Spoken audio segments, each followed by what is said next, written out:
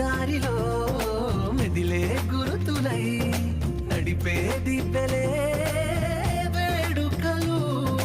ఎప్పుడో తెలిసిన చుట్టాలు ఇప్పుడే కలిసిన స్నేహితులు, మనసుని తడిమిన సంగతులు